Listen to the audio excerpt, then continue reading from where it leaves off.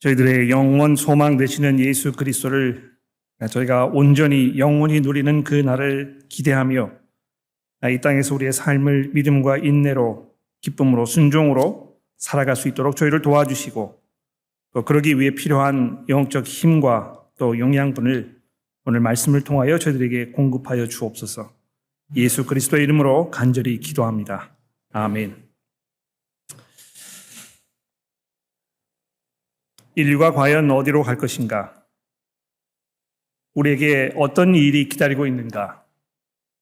우리의 삶은 어떤 결말을 맞을 것이며 하나님께서 이 세상을 처음 창조하셨을 때 염두에 두셨던 인간의 모든 역사와 우리 존재의 종착역은 과연 어디가 될 것인가? 이런 문제는 너무 중요하고 또 너무 심오하고 이런 문제입니다만 살면서 저희가 너무 바쁘기 때문에 또 우리 주변에 너무 많은 일들이 일어나고 있기 때문에 이런 문제들에 대해서 우리가 많은 시간을 할애하거나 또 여기에 깊은 그 생각을 잠기는 이런 일이 그렇게 많지 않은 것 같습니다.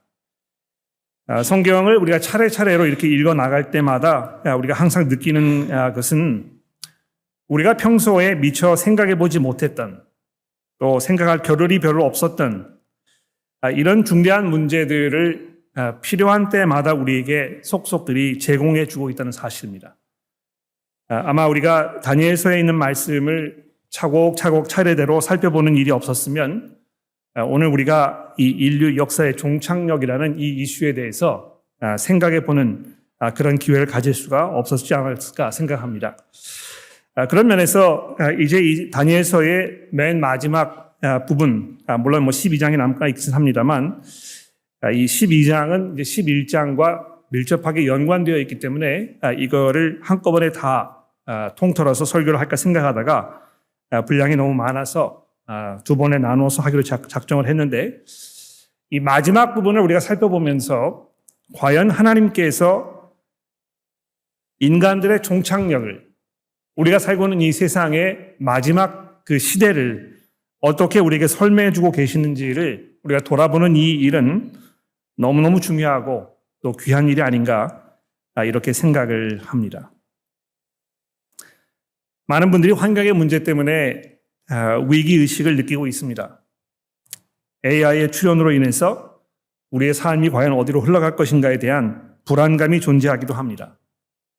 세계 어느 나라를 살펴보아도 이 군사력을 계속 쌓아 올라가면서 이제 자기 나라를 보호하고 어떻게 해서든지 간에 상대방의 이익을 우리가 극소화시키고 그것을 대가로 인해서 내 자신, 내 나라, 내 민족만이 편하게 살고자 하는 이런 강한 욕구가 이 세계에 만연해 있습니다.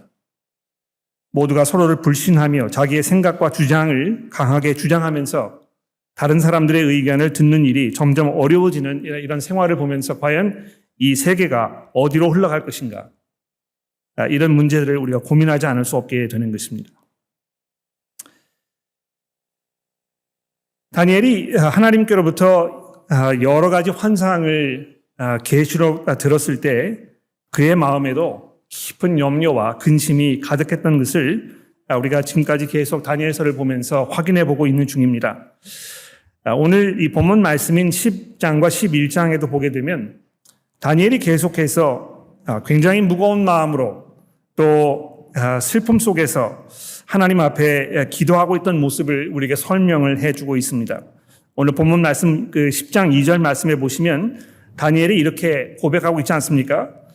내가 새 이래 동안 3주를 말하는 것이죠. 3주 동안에 슬퍼하며 새 이래가 차기까지 좋은 떡을 먹지 아니하고 고기와 포도주를 입에 대지 아니하며 또 기름을 머리에 바르지 아니하였다. 이렇게 하면서 자기가 얼마만큼 큰 염려와 근심과 걱정 중에 있었는지를 지금 고백하고 있는 것입니다.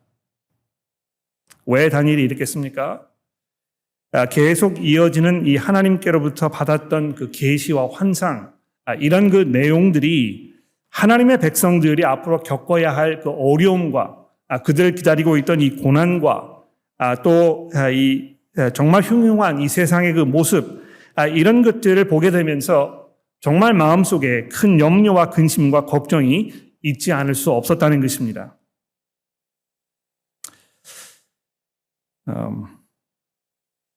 자기가 바벨론에 끌려가서 포로 생활을 하는 중이었지만 하나님의 은혜 가운데에서 승승장구하여 바벨론은 물론이고 그 뒤를 이뤘던 메대 왕국과 또 연이은 이 페르시아 왕국에서 계속 정부의 요직을 맡으면서 남부럽지 않은 아주 편안하게 살 수 있는 이런 그 특권을 그가 누리고 있었습니다.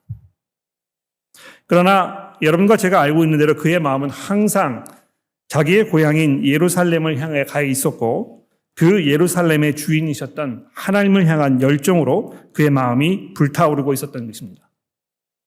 하나님의 백성들이 포로 생활을 하면서 신음하면서 어려운 가운데에서 고민과 고통 속에서 이 눈물을 흘리고 있는 모습을 보면서 그가 얼마나 안타까운 마음으로 무거운 마음으로 하나님 앞에 기도하며 하나님의 도우심을 간구했는지 우리가 지난주 본문 말씀을 통해서 보지 않았습니까?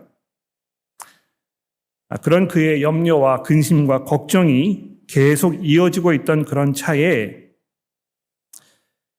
하나님께서 또 한 번의 환상으로 그를 찾아오셨다는 것입니다.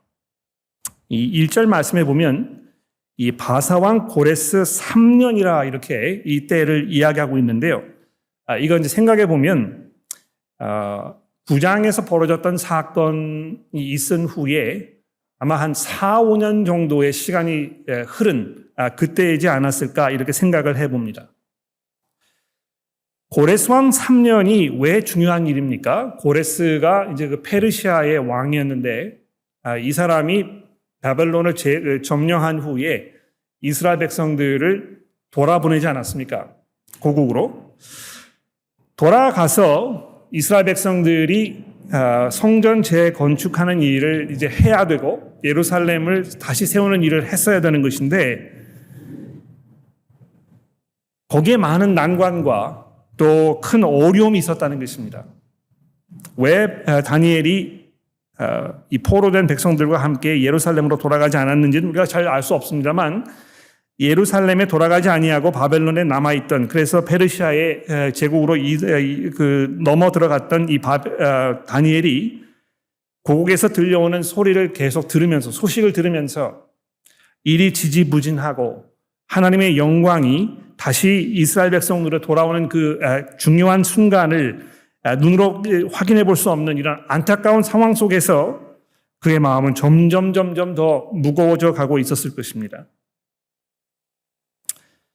이런 어려운 가운데 있는 다니엘에게 하나님께서 또 한 번의 계시를 주셨는데요. 이 계시를 받은 다니엘이 어떤 그 상태에 들어갔는지를 보십시오. 8절 말씀에 보시면 7절부터 읽겠습니다. 내가 이 환상을 홀로 보았고 나와 함께한 사람들은 이 환상을 보지 못하였어도 그들이 크게 떨며 도망하여 숨었느니라. 아마 여러 사람이 함께 있는 자리에서 이 환상이 나타났겠죠. 그러나 모든 사람들이 크게 떨며 도망하였다 숨었다고 얘기되고 있습니다. 그러므로 8절에 보시면 나만 홀로 있어서 이 큰 환상을 볼 때에 내 몸에 힘이 빠졌고 나의 아름다운 빛이 변하여 썩은 듯하였고 나의 힘이 다 없어졌으니 그러지 않아도 위로가 필요하고 그러지 않아도 격려가 필요하고 그러지 않아도 좀 이렇게 에너자이즈를 해줄 수 있는 누가 필요한 이런 때에 하나님께서 왜 이렇게 정말 생명을 뺏어가는 것 같은 이런 그 계시를 다니엘에게 주신 것일까요? 좀 더 내려가서 16절 중간에 보시면 다니엘이 또 이렇게 고백하고 있지 않습니까? 내 주여 이 환상으로 말미암아 근심이 내게 더함으로 내가 힘이 없어졌나이다.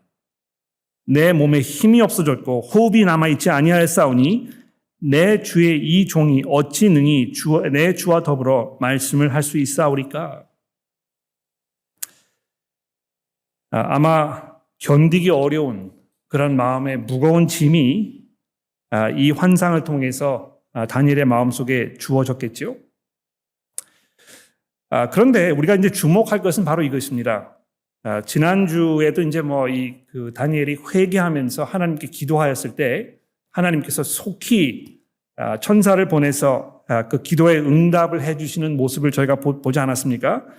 그런데 역시 마찬가지로 오늘 본문 말씀에도 보면 다니엘이 이렇게 어려운 가운데에서 고통을 당하면서 마음에 큰 근심과 염려를 하고 있었을 때에 이 10절 말씀해 보십시오. 한 손이 있어 나를 어루만지기로 내가 떨었더니 그가 내 무릎과 손바닥이 땅을 닿게 일으키고 내게 이르되 큰 은총을 받은 사람 다니엘아, 내가 내게 이른 말을 깨닫고 일어서라. 내가 내게 보내심을 받았느니라.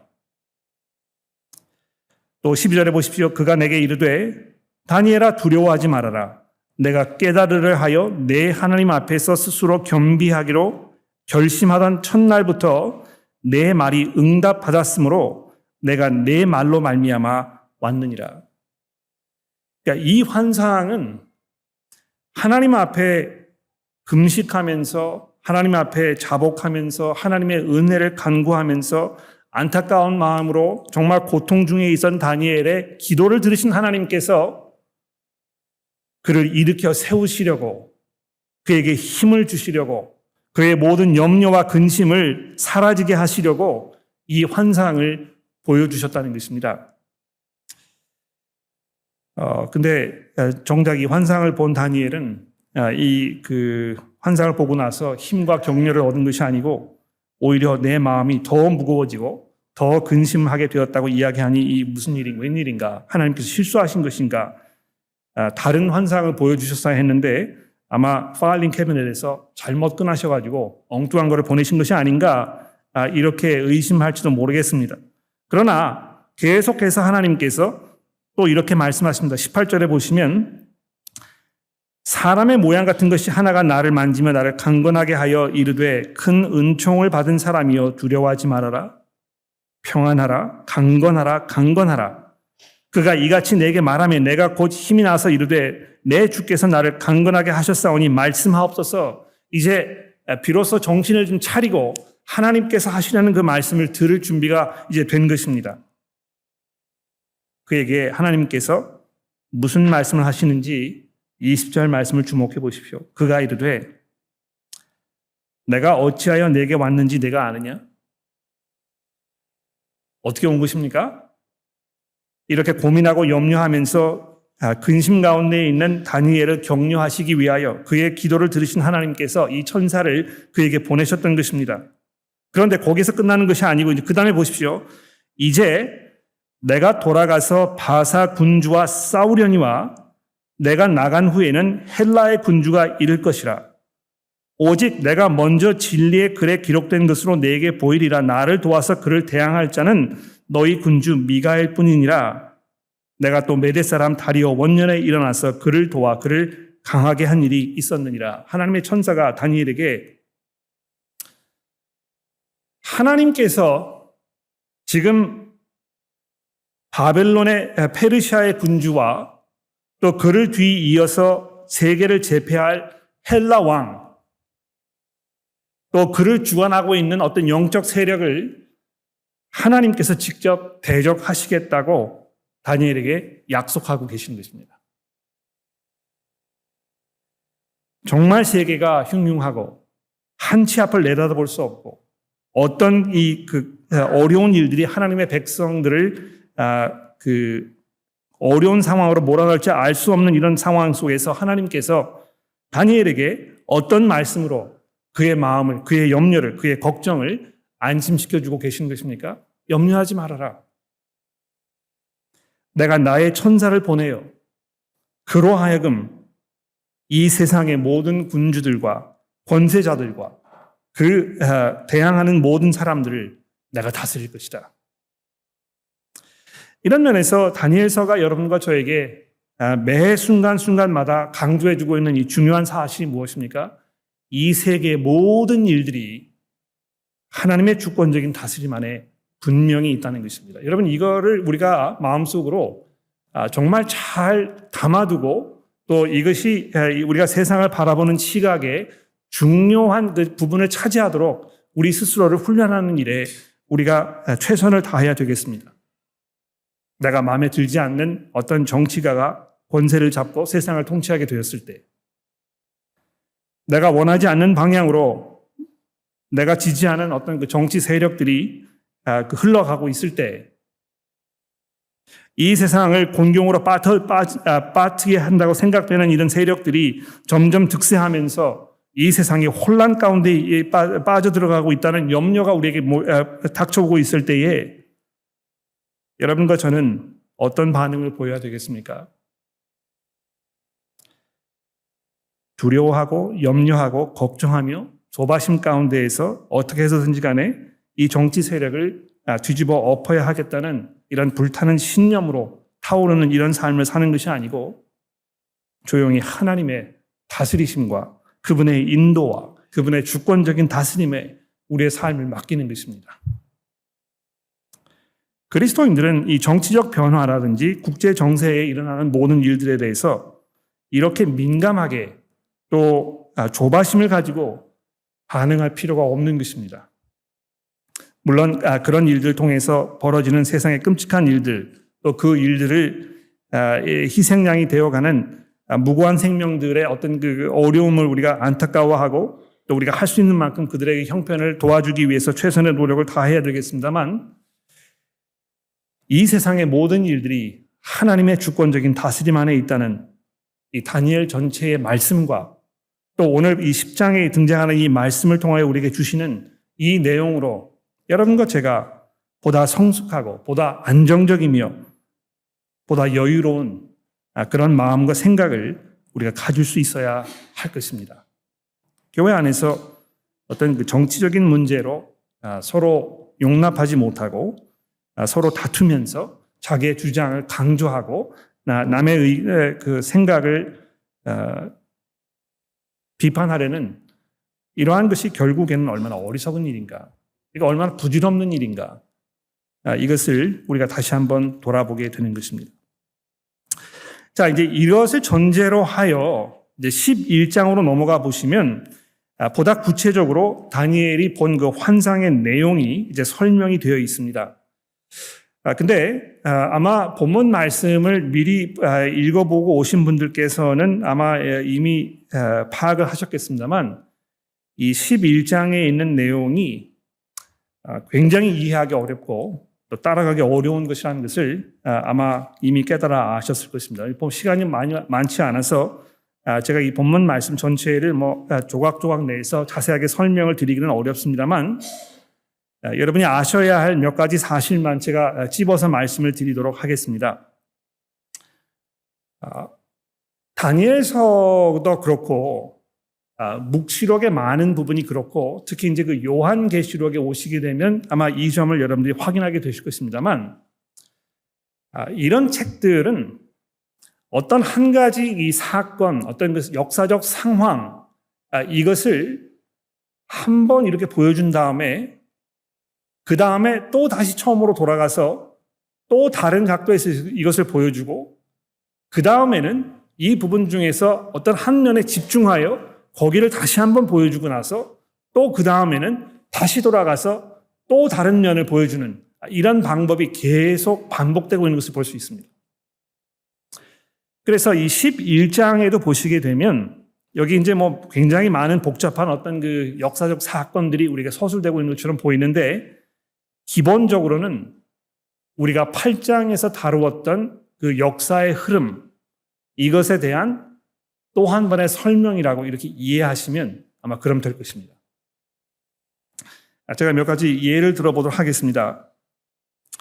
11장 2절 말씀해 보십시오. 이제 내가 참된 것을 내게 보이리라. 보라, 바사에서 페르시아를 말하는 것이죠.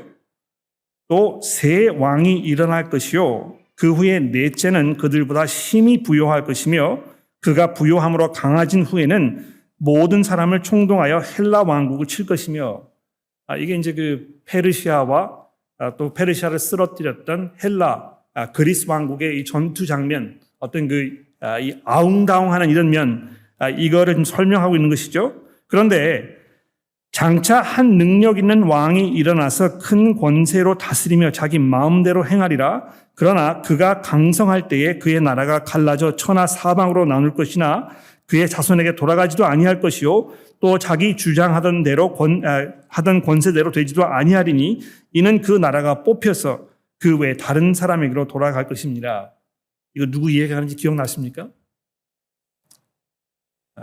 옆에 있는 분하고 한번 내기해 보실래요? 누가 맞는지? 어떤 사람에 대한 이야기입니까? 알렉산더 대왕에 대한 얘기입니다. 그렇죠?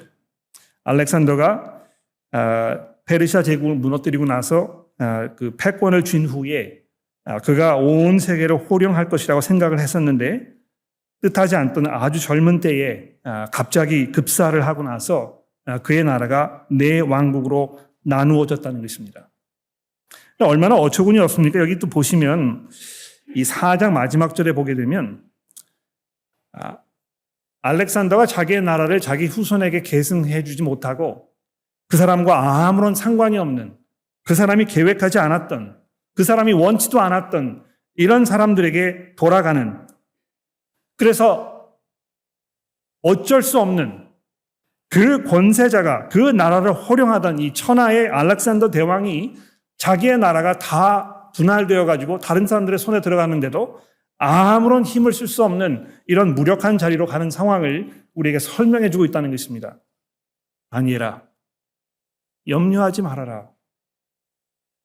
내가 그렇게 걱정하고 염려하는 것만큼 세상의 권세를 주고 있던 자들이 이 세상을 자기의 마음대로 호령하지 않을 것이다. 그들이 그렇게 많은 힘과 권세로 세상 사람들을 압제하고 또 폭력으로 사람들을 다스리는 것처럼 보일 것이지만 이것은 하나님께서 허락하실 때만, 허락하시는 정도에서만 가능하게 될 것이라고 계속해서 말씀해 주고 있다는 것입니다. 자, 이제 그리고 나서 이제 5절 넘어가서 보시면 이것도 이제 그 8장에서 이제 저희가 살펴보게 되었는데요.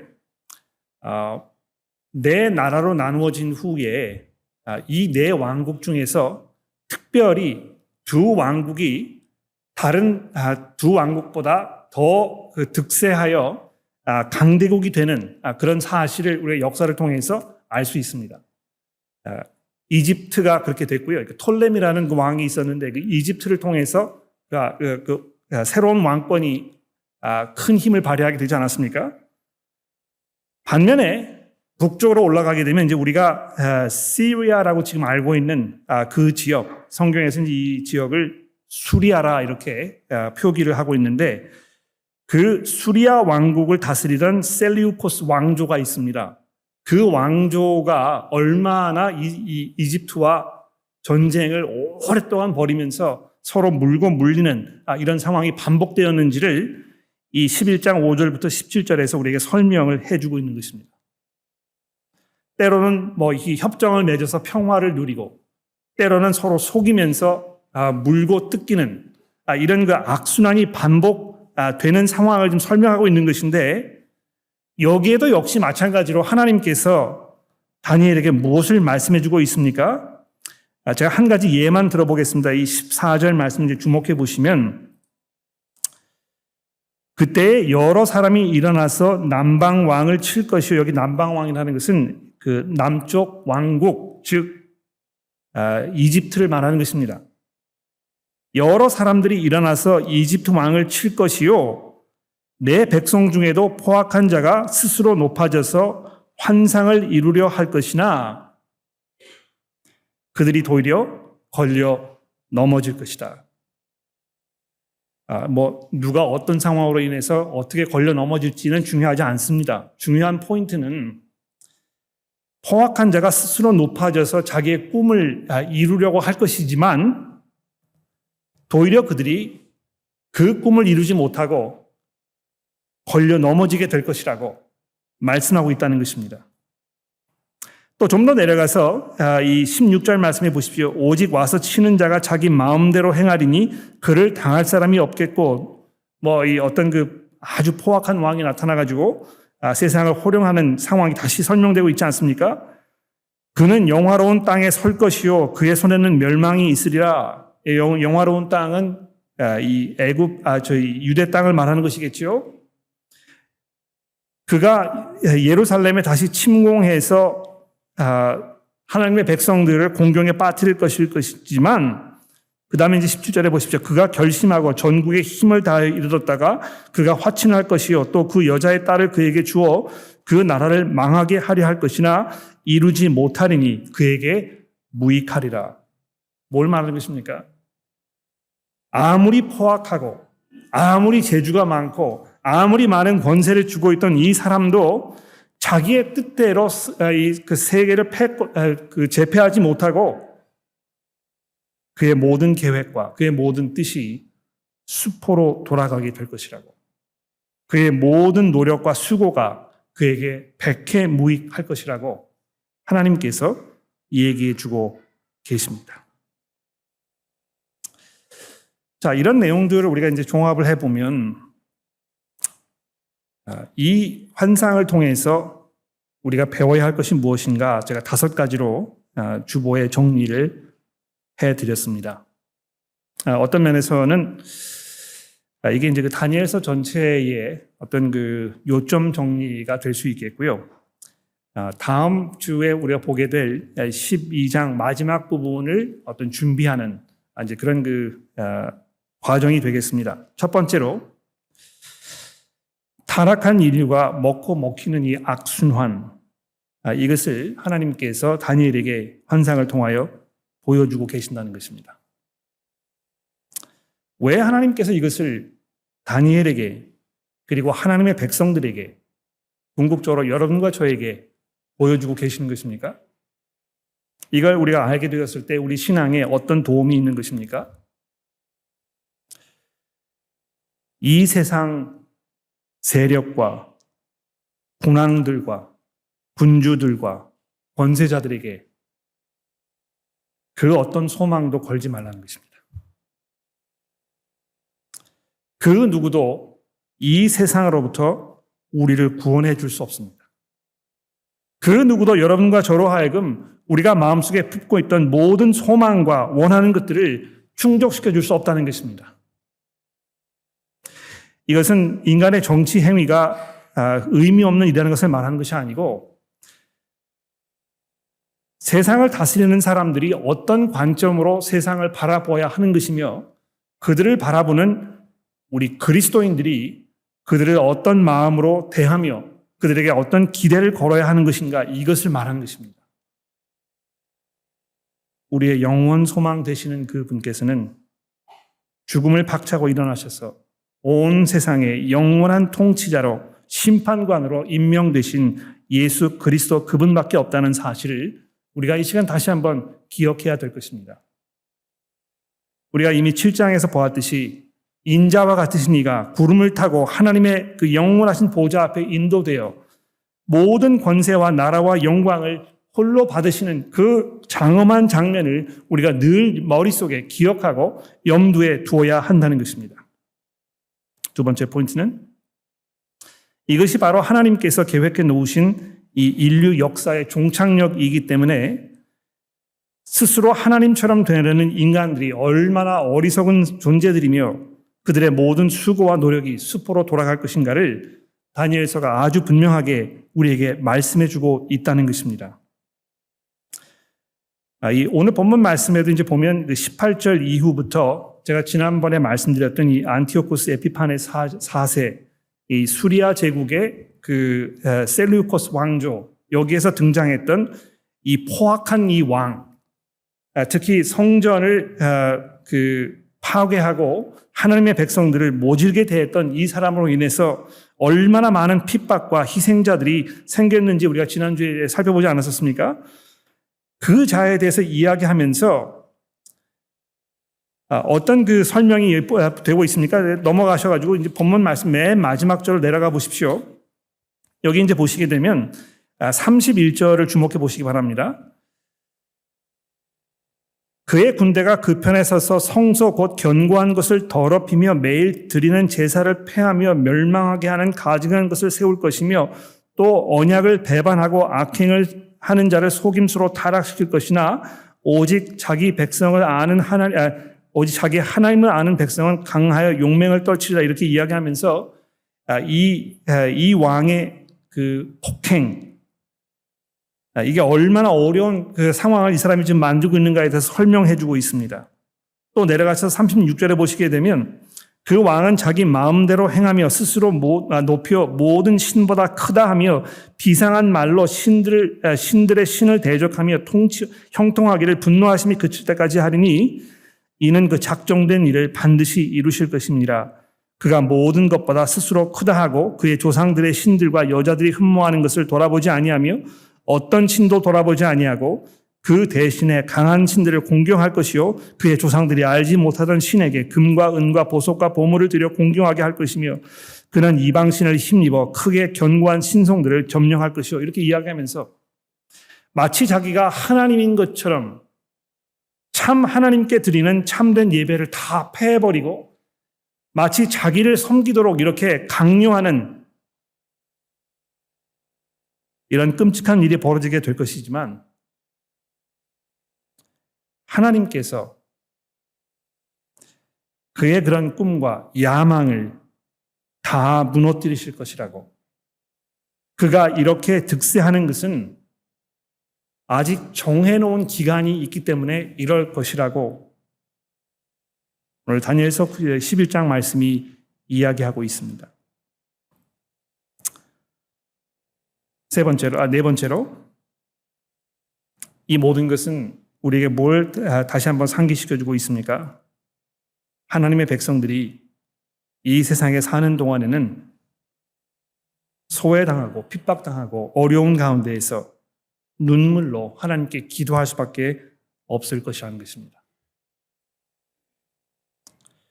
마치 이미 우리가 하나님의 모든 약속을 다 상속받은 것처럼 그래서 우리가 이 세상에서 사는 유일한 목적은 그저 하나님의 복을 많이 받아가지고 내가 건강하고 뭐 부족한 것이 없고 내 자손들이 내가 원하는 대로 하나님의 모든 축복 속에서 물질적 풍요로움을 누리면서 안정적으로 살다가 이 세상을 마감하는 것 마치 이것이 우리 신앙생활의 어떤 그 근본적인 목적인 것처럼 이렇게 우리가 생각하기 아주 쉽습니다.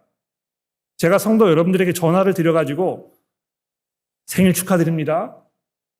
기도 제목이 있으시면 말씀해 주십시오. 이렇게 질문을 드렸을 때 잘 생각해 보시고 여러분의 기도 제목을 말씀해 주십시오. 그저 제가 잘 됐으면 좋겠어요. 그저 제 자식이 좀 성공했으면 좋겠습니다. 좋은 직장에 들어가서 안정적으로 살면서 잘 먹고 잘 살고 오래 살았으면 좋겠습니다.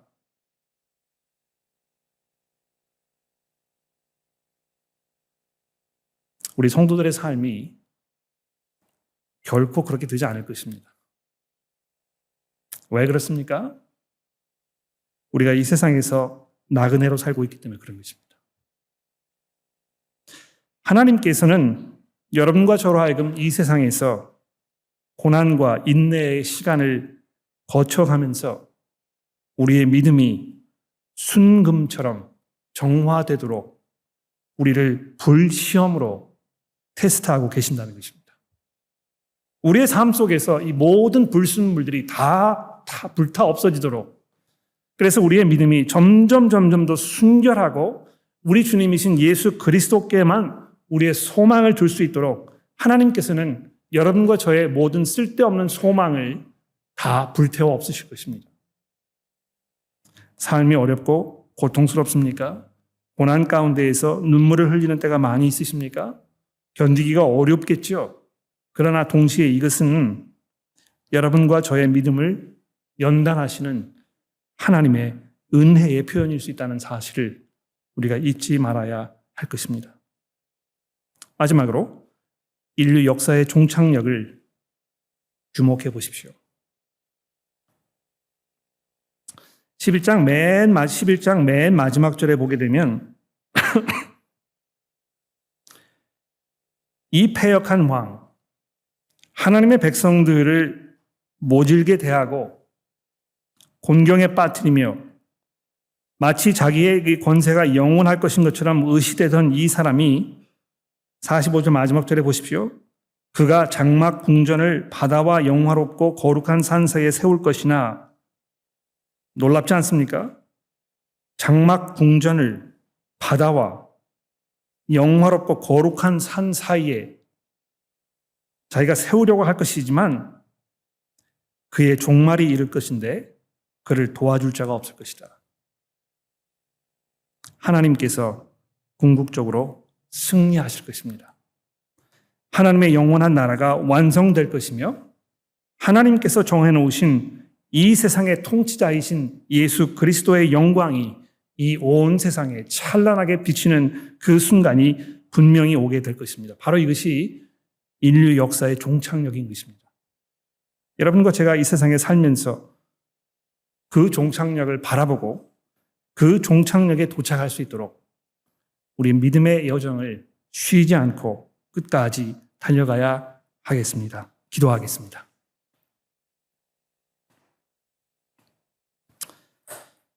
하나님 아버지, 다니엘서의 말씀을 보게 되면 이 온 세상을 창조하셔서 지금까지 다스리고 계시는 하나님의 그 놀라운 계획과 또 하나님의 일하시는 모습을 우리가 다시 돌아보게 됩니다. 하나님, 저희가 간절히 기도하는 것은 이 어지러운 세상 속에서 저희가 믿음이 흔들리지 않도록 도와주시고 종착역을 바라보며 우리가 달려가야 할 길을 인내로 기쁨으로 감사로 끝까지 신실하게 갈 수 있도록 저희를 격려하여 주시고 도와주옵소서. 비록 우리의 삶이 고통스럽고 어려움 중에서 고난의 반복이라 할지라도 그 어려운 순간들을 이겨낼 수 있는 힘들을 하나님께서 공급하여 주시고 또 그 경주를 저희가 달려갔을 때 영원하신 하나님의 그 나라를 상속받을 것이라는 이 성경의 다니엘서의 중요한 말씀을 우리가 늘 기억하면서 우리의 삶을 살아가도록 도와주옵소서. 예수 그리스도의 이름으로 간절히 기도합니다. 아멘.